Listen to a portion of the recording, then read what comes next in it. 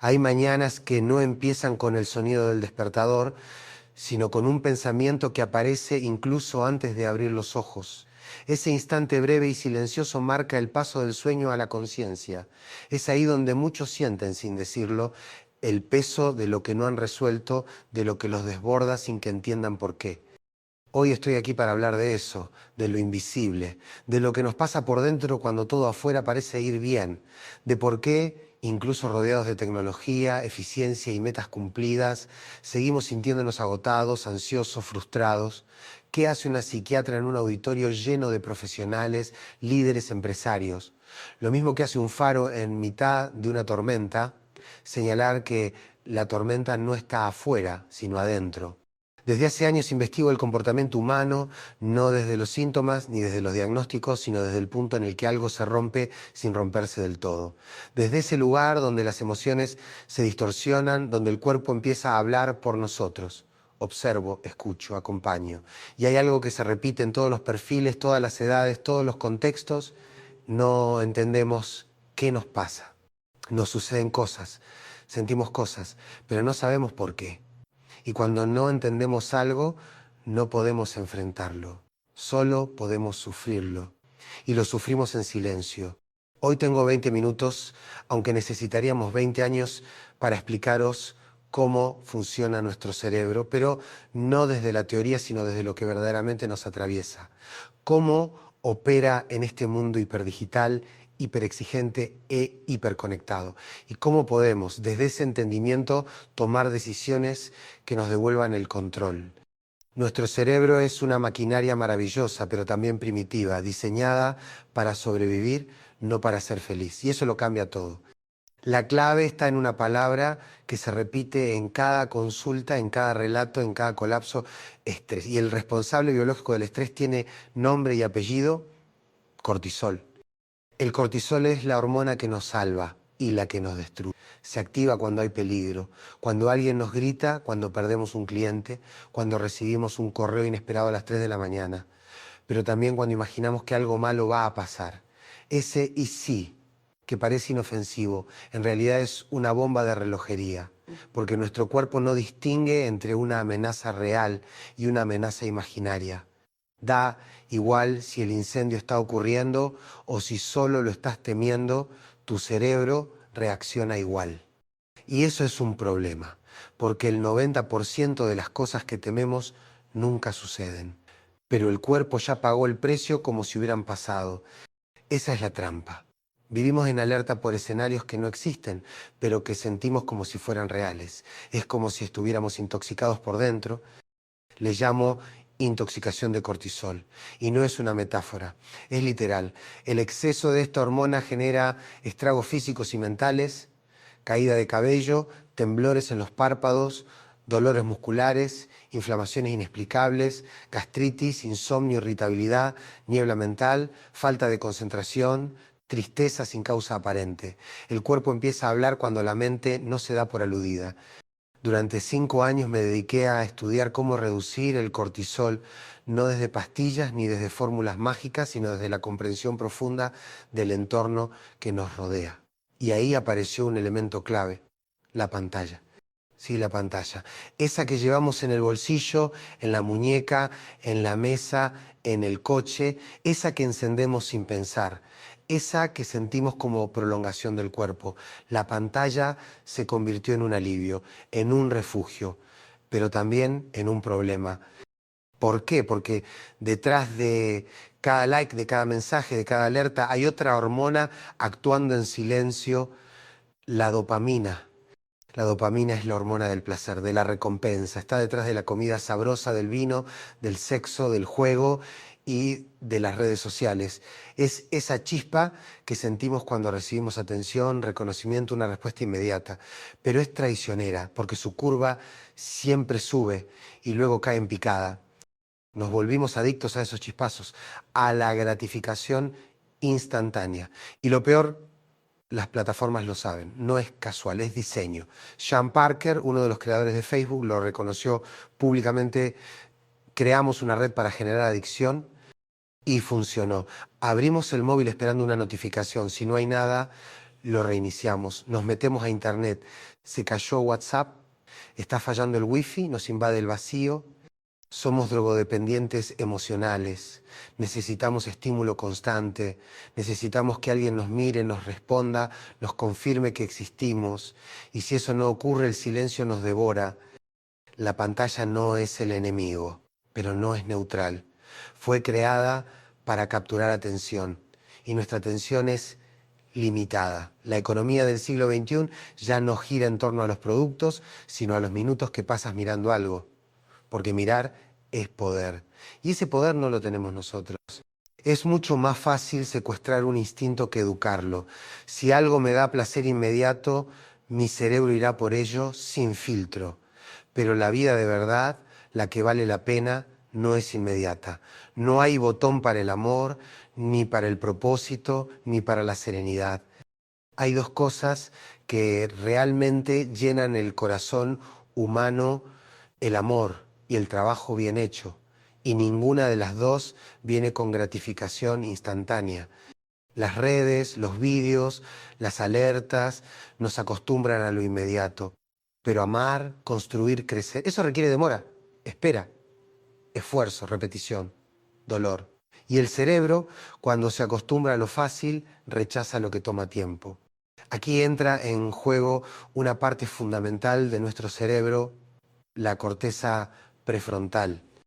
La corteza prefrontal, ese pequeño milagro evolutivo que nos hace humanos, está aquí, justo detrás de tu frente, y es la zona encargada de la atención, la concentración, la resolución de problemas, la toma de decisiones, la gestión de impulsos.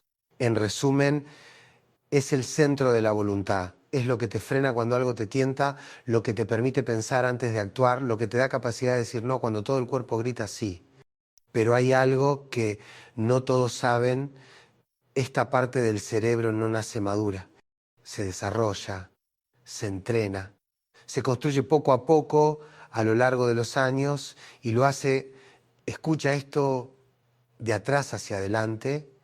Un bebé nace con la corteza prefrontal totalmente inmadura, no puede esperar, no puede entender que lo que quiere llegará después. Por eso llora cuando no tiene lo que desea, por eso grita, por eso se desespera.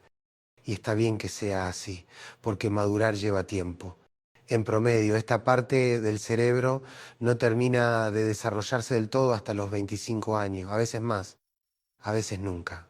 Y si no se estimula, si no se entrena, se atrofia.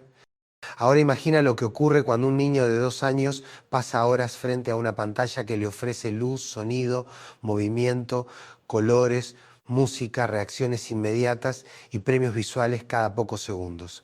Esa pantalla activa su atención, sí, pero no la entrena, solo la secuestra. Porque el cerebro tiene una ley muy clara: úsalo o piérdelo. Lo que no ejercitas se debilita, lo que no trabajas se apaga. Hoy nos parece normal que los niños no puedan estar quietos, que no puedan prestar atención, que se aburran con un libro, con una conversación, con una clase. Les exigimos paciencia después de haberles dado estimulación continua desde los 6 meses de vida. Les pedimos que desarrollen habilidades que les hemos negado sin querer. Y esto tiene consecuencias. El famoso TDAH, trastorno por déficit de atención e hiperactividad, se ha disparado. Ya no es un diagnóstico excepcional. En muchos países, 1 de cada 10 niños toma medicación para concentrarse. ¿Y sabes lo más preocupante? Que muchas veces no hay un problema neurológico de base. Lo que hay es una corteza prefrontal no entrenada, una atención que no ha aprendido a esperar, a sostenerse sin estímulo externo. Y si eso nos pasa a nosotros, los adultos que fuimos criados inmóviles, sin pantallas táctiles, sin notificaciones cada 5 segundos, ¿qué podemos esperar de ellos? Piénsalo. ¿Cuántas veces has sentido que no puedes estar sin tu teléfono, que al menor silencio lo desbloqueas, que al menor malestar lo miras, que lo llevas contigo al baño, a la mesa, a la cama, que incluso en reuniones donde deberías estar presente, tu dedo ya está deslizándose por la pantalla antes de que te des cuenta? No somos inmunes, nadie lo es. Y si nosotros ya lo notamos, imagina el efecto en un niño que ni siquiera ha terminado de construir su cerebro. Necesitamos niños con criterio. adolescentes con capacidad de elegir, jóvenes que sepan tolerar la frustración, esperar una respuesta, construir un pensamiento, sostener una conversación, resistir un impulso. Pero para eso necesitamos ofrecerles espacio, tiempo, silencio, aburrimiento. Sí, has leído bien, el aburrimiento es necesario. El aburrimiento es la cuna de la creatividad, la matriz del pensamiento, el terreno donde nace la imaginación. Nadie ha tenido una gran idea en medio del ruido. Nadie ha descubierto nada importante entre notificaciones. Newton vio caer una manzana, Arquímedes se sumergió en una bañera, Sócrates paseaba por Atenas. Ninguno de ellos estaba viendo vídeos en bucle. Si no dejamos que nuestros hijos se aburran, no les estamos haciendo un favor. Les estamos robando la oportunidad de pensar por sí mismos. Y no solo a ellos, también a nosotros. Porque cada vez que sentimos ansiedad, estrés, tensión, frustración, ¿qué hacemos? Buscamos alivio inmediato. Abrimos el teléfono, reaccionamos a un mensaje, entramos a una red social, compramos algo, pedimos comida, nos distraemos y eso funciona, nos alivia. Pero ese alivio no es inocente, tiene un precio, el precio de no aprender a gestionar lo que sentís. Si cada vez que discutes con tu pareja coges el teléfono, si cada vez que tu hijo te desafía desbloqueas la pantalla, si cada vez que te sientes solo, nervioso, abrumado, te metes en una app, entonces tu cerebro aprende que no hace falta tolerar el malestar, solo hay que anestesiarlo.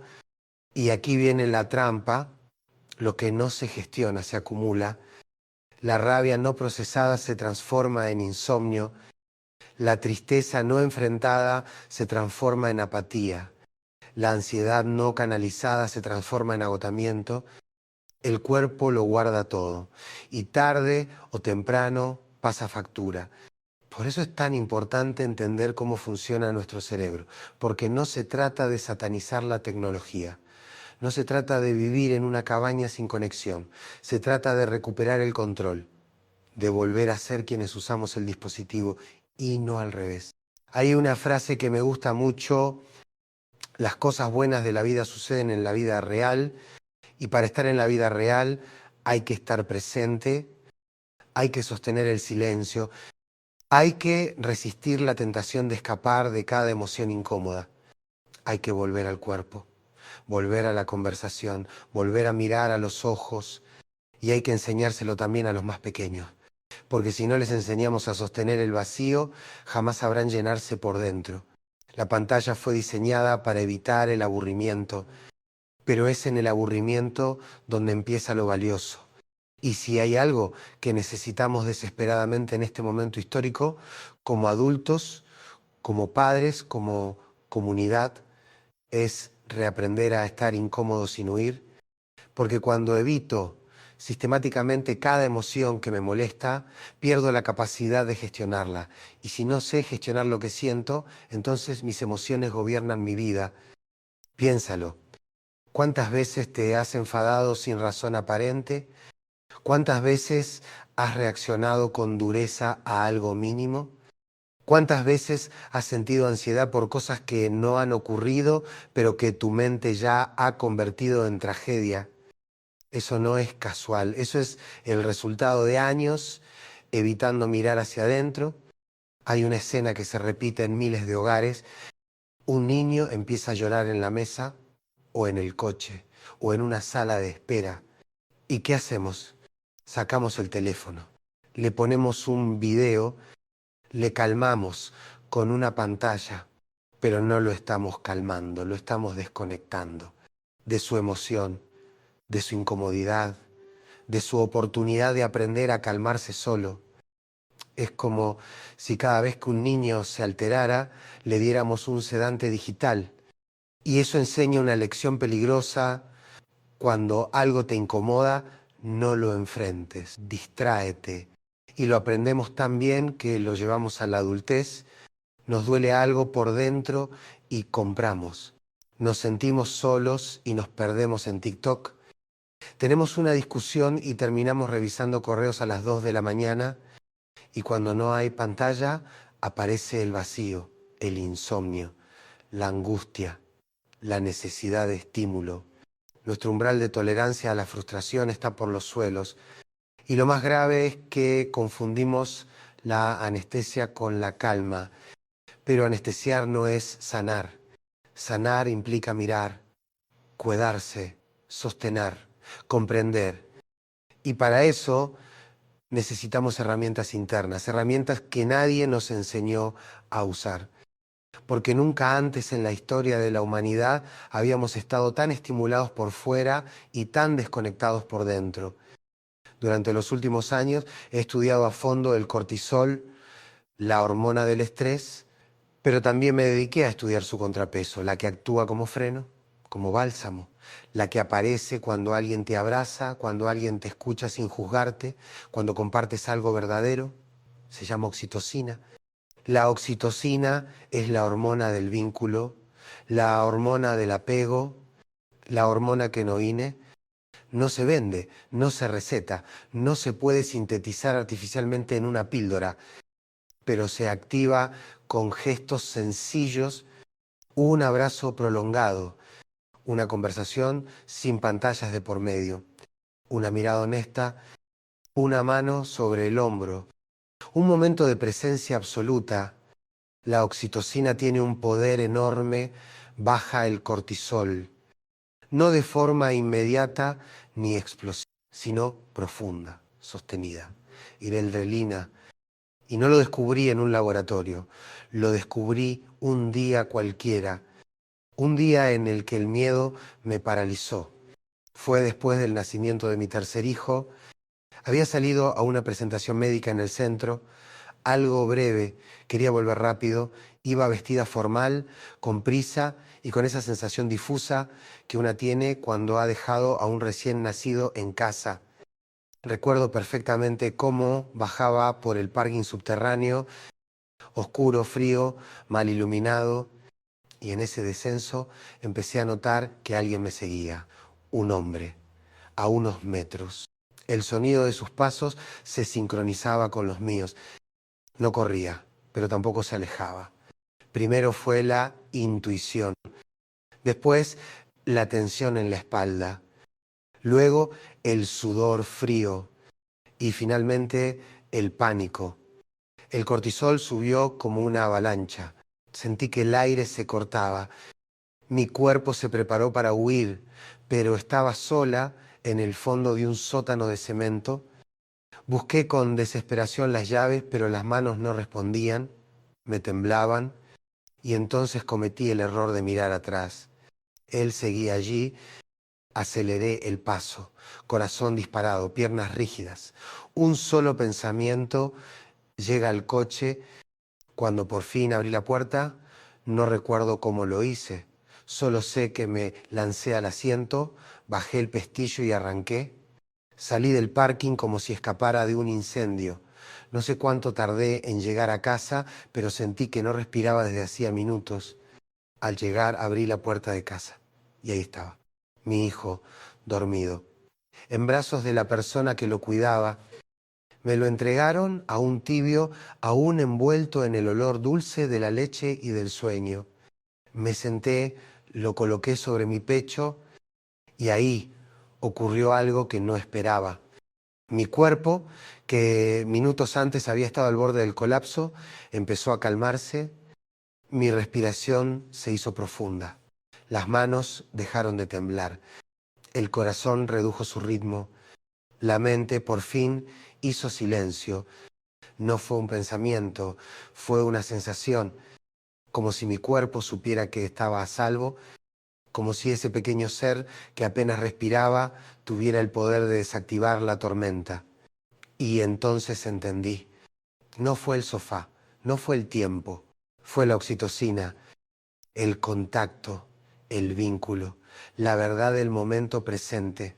Esa experiencia cambió mi manera de ver el estrés, porque hasta entonces había enfocado mis estudios en cómo evitarlo.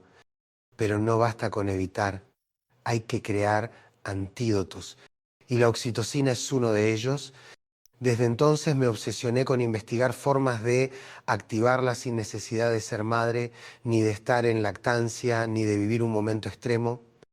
Quería saber cómo podíamos, como sociedad, generar más oxitocina, cómo podíamos reconectarnos después de tanto miedo, tanta soledad, tanto encierro emocional, porque no es casual que estemos como estamos. Venimos de años de incertidumbre, de mirarnos desde la distancia, de vernos como amenaza y no como abrigo. Y ahora más que nunca necesitamos volver a tocarnos, volver a mirarnos, volver a vincularnos. Necesitamos generar oxitocina en un mundo que ha normalizado el cortisol como modo de vida, volver al humano.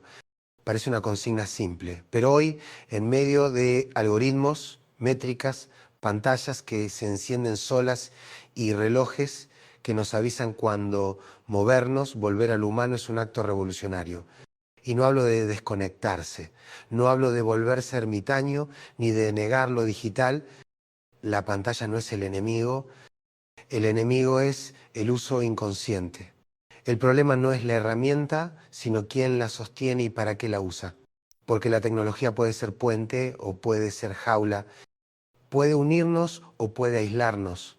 Y ahí es donde entra la oxitocina como fuerza contracultural, no para volver al pasado, sino para recuperar lo esencial, lo que ninguna app puede darte, lo que no se puede almacenar en la nube.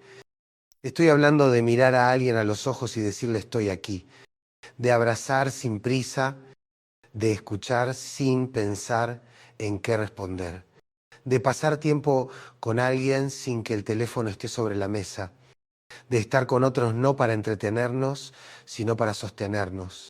Oxitocina, una hormona que no aparece con clics, ni con luces, ni con likes, una hormona que necesita tiempo, presencia, verdad, una hormona que cura sin anestesiar, y lo más hermoso es que todos podemos generarla.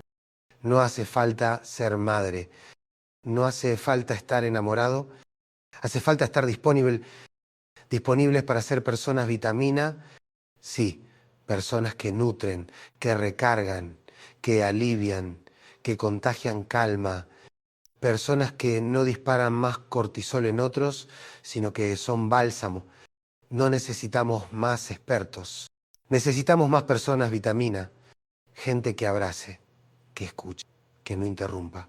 Gente que no necesita tener razón todo el tiempo. Gente que pregunta, ¿cómo estás? Y se queda a esperar la respuesta. Eso no se aprende en una universidad.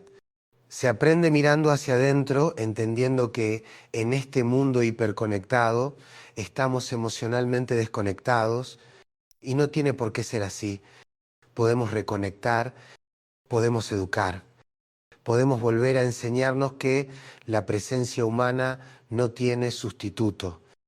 En mis conferencias suelo insistir en un consejo muy simple, tan simple que la gente suele subestimarlo.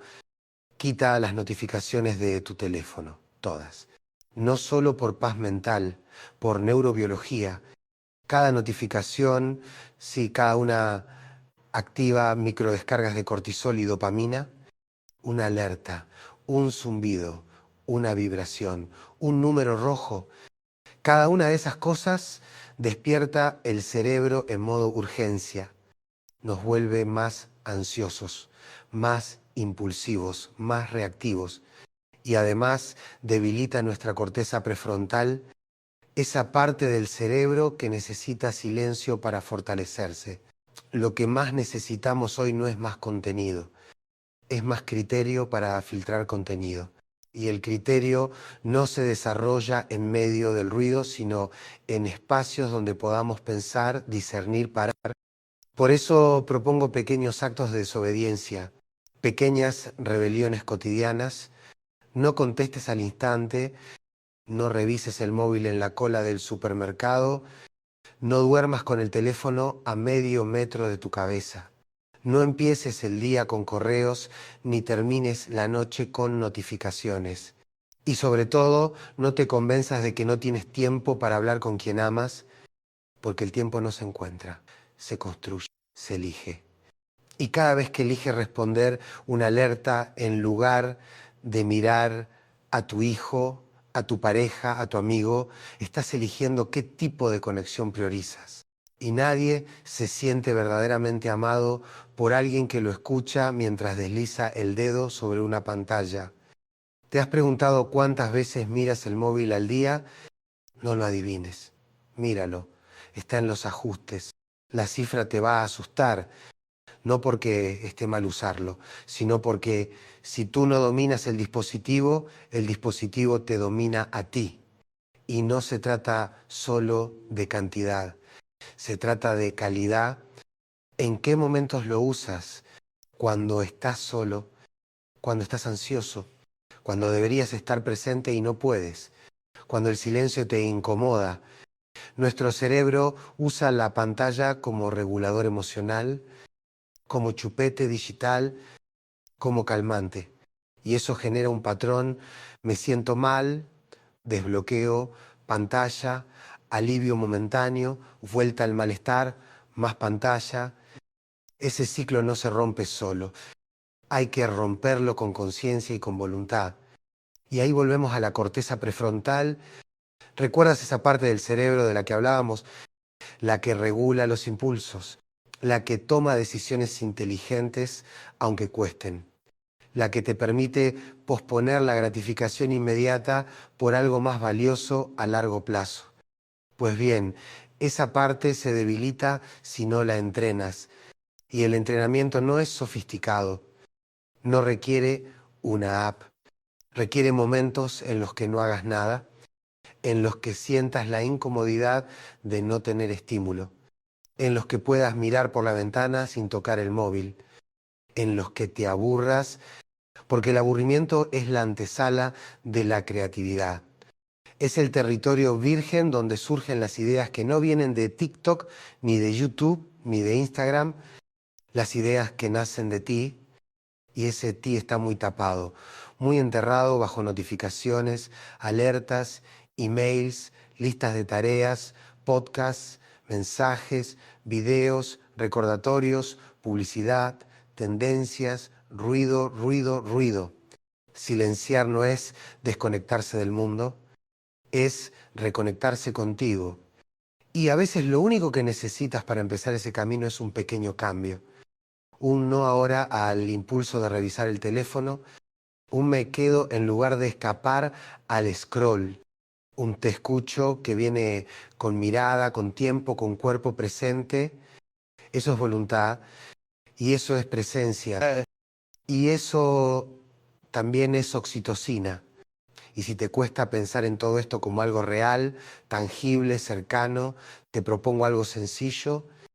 Piensa en una conversación reciente, una conversación de verdad, cara a cara, sin pantallas, sin distracciones. Solo dos personas hablando con tiempo, con pausa, con silencio si era necesario. ¿Cuándo fue la última vez que tuviste una así? Porque ya no hablamos, resumimos. Ya no preguntamos, ¿cómo estás?, esperando una respuesta larga. Preguntamos por cortesía, esperando un todo bien que nos permita seguir con lo nuestro. Y sin darnos cuenta, la vida se nos llena de vínculos vacíos, de interacciones rápidas, de relaciones desnutridas, de silencios que no compartimos porque no sabemos estar presentes. Pero algo profundo se rompe cuando no hay nadie que te escuche del todo, y algo se sana cuando alguien lo hace. El otro día escuché una frase que se me quedó grabada: estamos tan sobreestimulados que confundir atención con afecto ya es lo normal. Un like no es cariño, un emoji no es presencia, un mensaje leído no es escucha, y lo sabemos, pero lo olvidamos. Lo olvidamos porque el mundo digital tiene un ritmo que no perdona.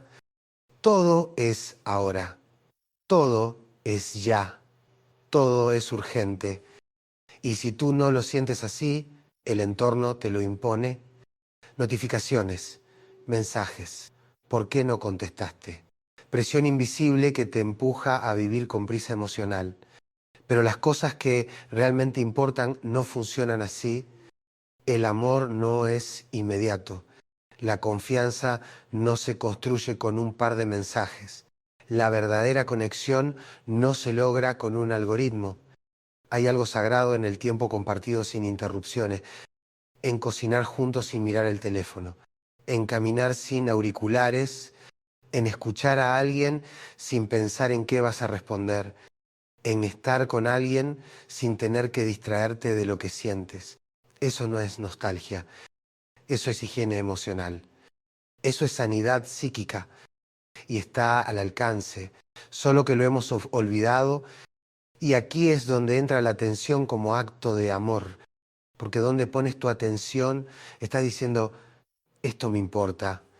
Si miras el móvil mientras alguien te habla, estás diciendo, esto otro es más importante que tú. Y no lo dices con palabras, lo dices con tu corteza prefrontal desconectada, lo dices con tu dopamina buscando otra dosis, lo dices sin querer, pero el otro lo siente. Nos cuesta admitirlo, pero la atención es una forma de cariño y la hemos dispersado en 1000 fragmentos. Por eso, educar la atención se ha vuelto un acto radical.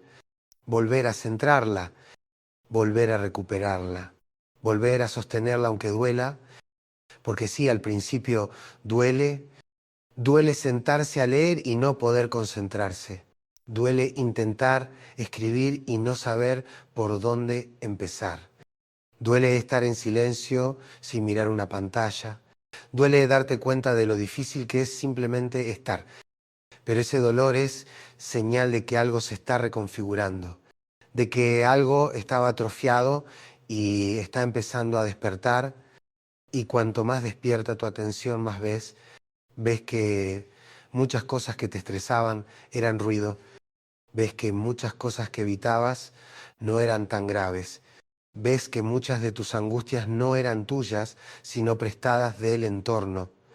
Y lo más importante, ves a los demás, los ves de verdad.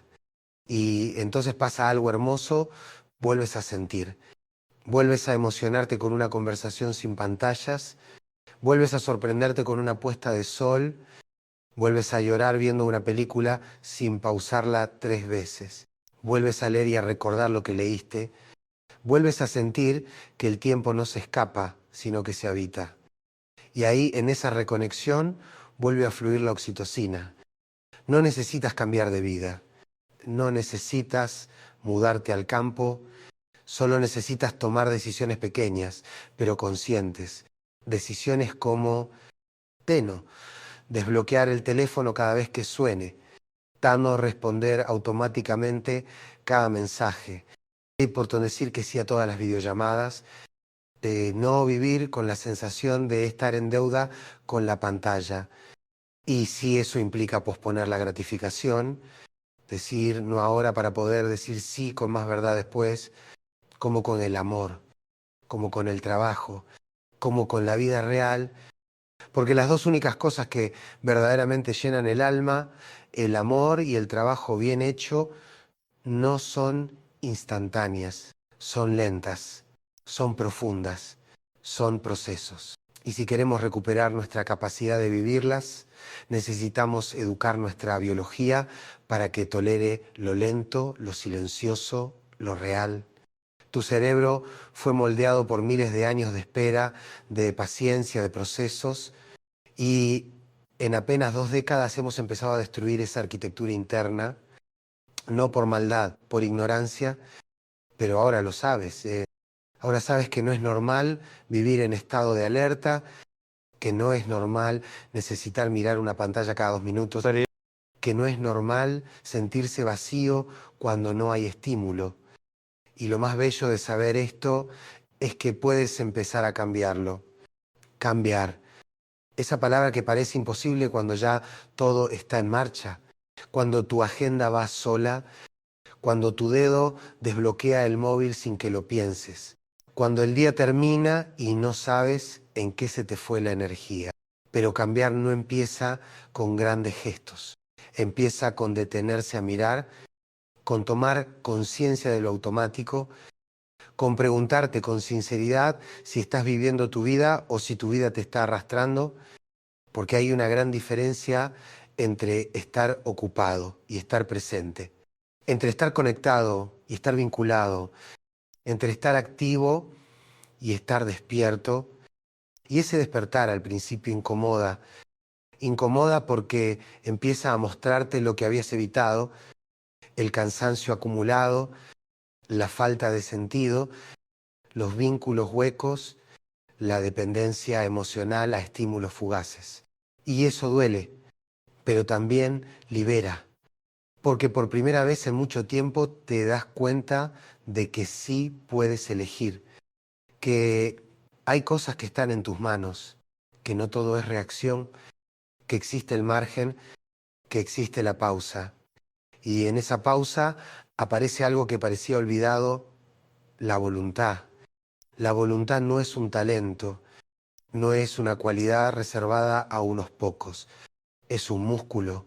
Y como todo músculo, se entrena. ¿Y cómo se entrena? Posponiendo lo inmediato, diciendo ahora no a lo fácil para poder decir sí a lo importante. No es heroico, es cotidiano, es elegir no mirar el móvil apenas te despiertas. Es terminar una tarea antes de distraerte, es no comer por ansiedad, es no gritar aunque tengas rabia, es escribir aunque no tengas ganas, es llamar a alguien solo para preguntar cómo está. La voluntad es la herramienta más poderosa que tenemos para reeducar al cerebro, para volver a poner en equilibrio esa balanza interna donde se juegan el deseo y la responsabilidad. Y aquí ocurre algo hermoso. Cuando entrenas tu voluntad, tu corteza prefrontal se fortalece. Y cuando tu corteza prefrontal se fortalece, empiezas a tener más criterio, más foco, más paciencia, más capacidad de frenar antes de actuar. Y lo que antes era impulso, ahora es decisión. Y lo que antes era ansiedad, ahora es claridad. Y lo que antes era necesidad constante de estímulo, ahora es capacidad de estar contigo mismo. Esto no es teoría, esto lo veo todos los días. Personas que creían que no podían vivir sin mirar el móvil cada 5 minutos y que hoy lo apagan durante horas sin sentir vacío. Adolescentes que vivían esclavizados por los lajes y que hoy han descubierto el valor de escribir, de leer, de pensar. Padres y madres que reemplazaron la tablet por conversaciones reales, aunque cuesten, aunque no tengan filtros de colores. ¿Y sabes qué sucede cuando se empieza a vivir así? Que vuelves a sentir tiempo, tiempo de calidad, tiempo con sentido, tiempo con otros, porque el tiempo no es solo cantidad, es presencia, es foco, es silencio compartido, es elegir con qué llenar tu atención y con qué no.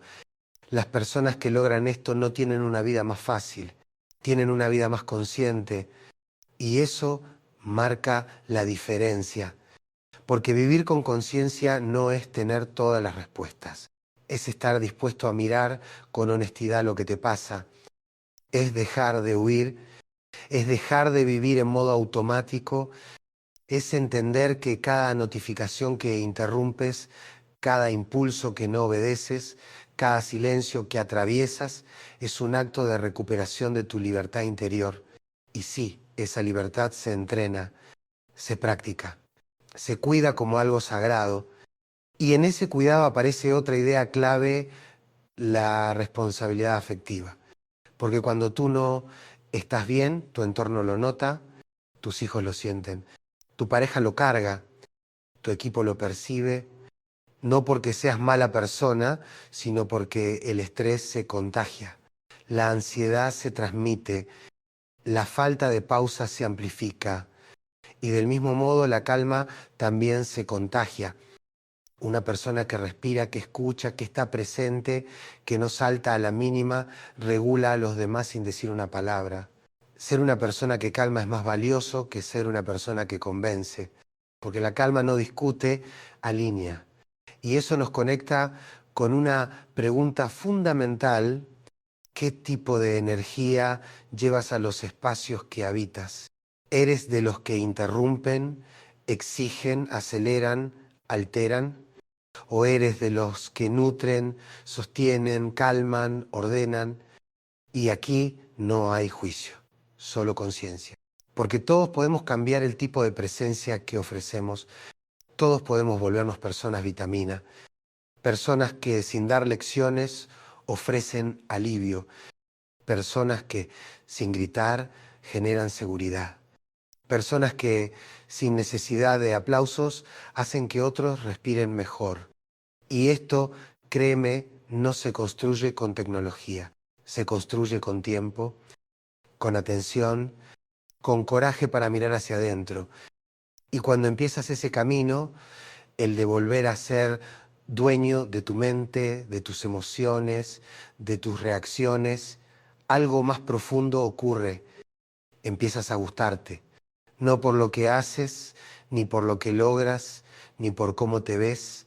Te gustas porque te reconoces, porque ya no vives huyendo, porque ya no necesitas validación constante, porque empezaste a caminar hacia adentro y descubriste que ahí también hay hogar. Porque sí, también eso se nos había olvidado, que uno puede ser su propio refugio y no es egoísmo, es madurez emocional. Porque cuando tú estás en calma contigo, no haces que el resto pague tus guerras internas. No necesitas controlarlo todo. No buscas reconocimiento a cada paso. No reaccionas con rabia a lo que solo necesita un poco de tiempo. Y desde ahí, desde esa reconexión contigo, puedes volver a mirar al mundo sin miedo. Puedes volver a amar sin exigir. Puedes volver a trabajar sin agotarte. Puedes volver a vivir sin sentir que estás corriendo una carrera infinita, y eso cambia todo. Porque entonces el móvil ya no es una prótesis, es una herramienta. Y como toda herramienta, sirve si tú la usas, pero daña si te usa a ti. Por eso quiero insistir en algo que ya mencioné, pero que necesito dejarte grabado. Tu atención es un recurso finito. No se regenera sola, no es inagotable. No puedes dividirla entre mil cosas y esperar tener claridad. El cerebro humano no está diseñado para estar en todos lados al mismo tiempo. Está diseñado para estar aquí y ahora. Y lo más valioso de la vida sucede en ese aquí y ahora, en un paseo en silencio, en una comida sin interrupciones, en una conversación larga, en un abrazo que no pide permiso, en un trabajo que no busca likes sino satisfacción real. Y por eso cuando hablamos de bienestar no estamos hablando de estar contentos todo el tiempo, estamos hablando de estar alineados, de que lo que haces tenga sentido, de que lo que piensas, sientes y haces caminen en la misma dirección. Eso es salud mental, eso es salud emocional, eso es vida real.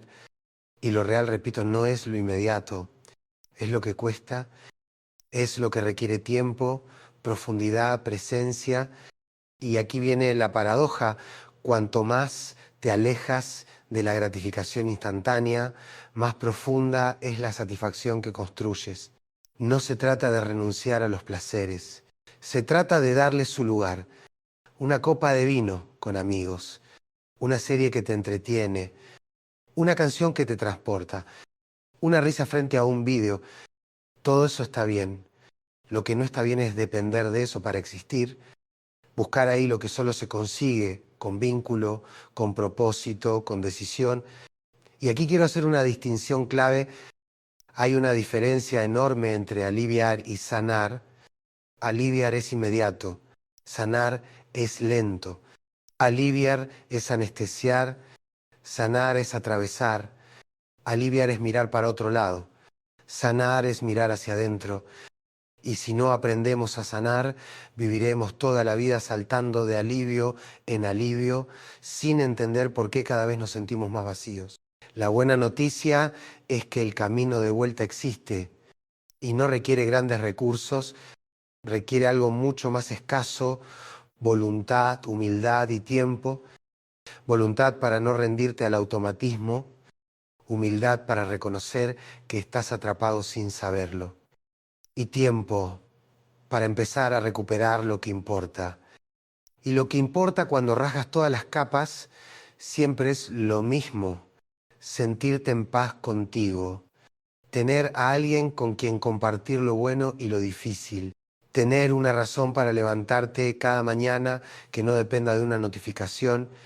Y eso, por suerte, no lo da ningún algoritmo.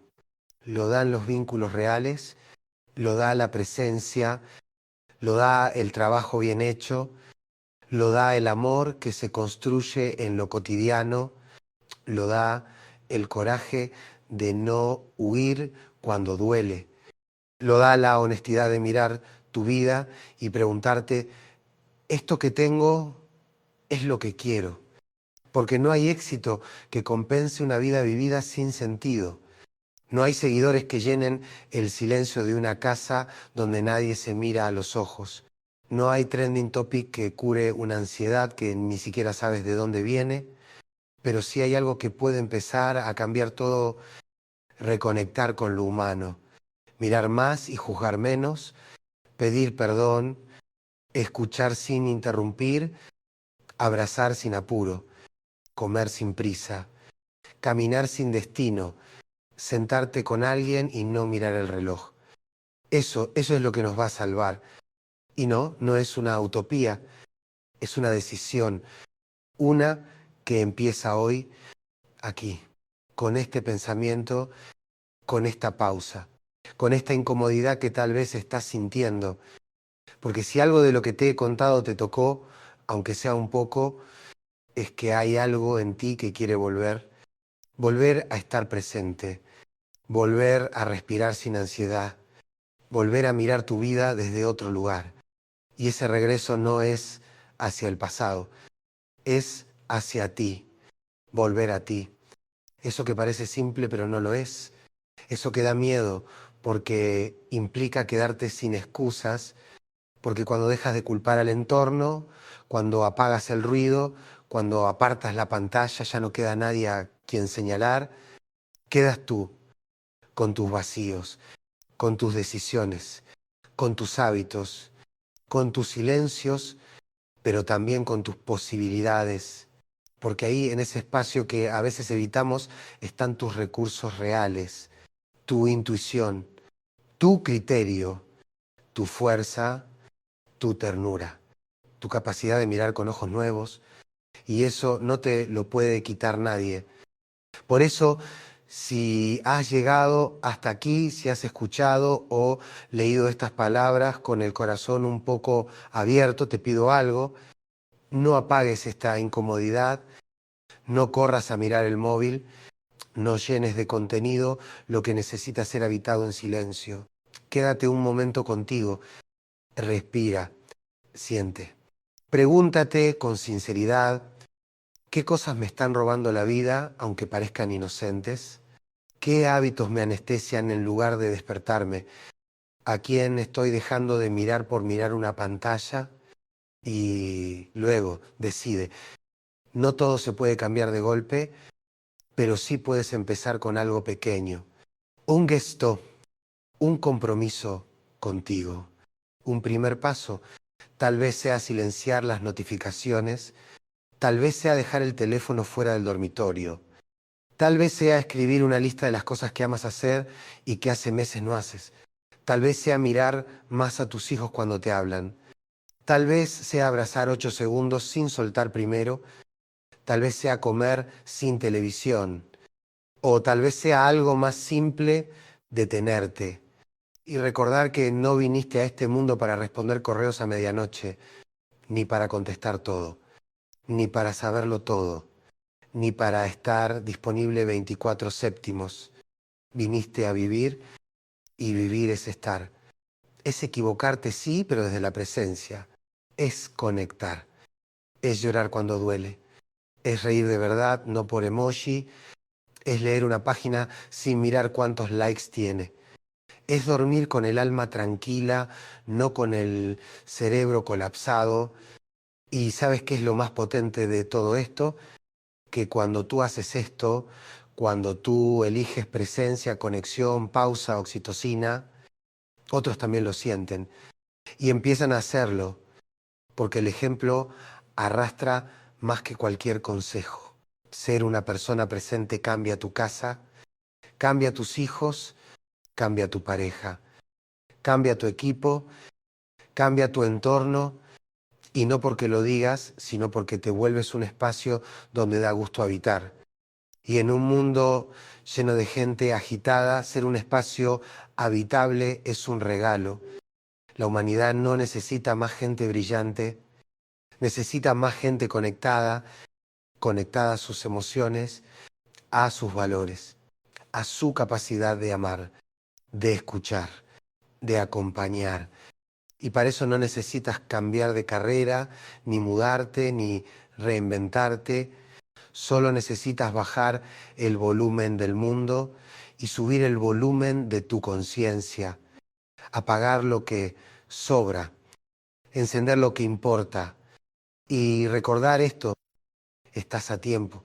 Siempre estás a tiempo de volver a ti, de educar tu voluntad, de fortalecer tu corteza prefrontal, de abrazar más, de mirar más, de distraerte menos, de escuchar más, de ser humano en un mundo que insiste en volvernos máquinas. Y si un día dudas, si un día no sabes por dónde empezar, recuerda lo más básico, mira a los ojos, abraza, respira y quédate. Ahí está la vida, ahí está tu poder, ahí está el antídoto contra el cortisol, la prisa y el miedo. Y ahí estás tú, entero, presente, capaz. Y eso es lo que verdaderamente cambia el mundo. Gracias por estar, gracias por quedarte y ojalá de aquí en adelante elijas cada día vivir con más oxitocina y menos notificaciones.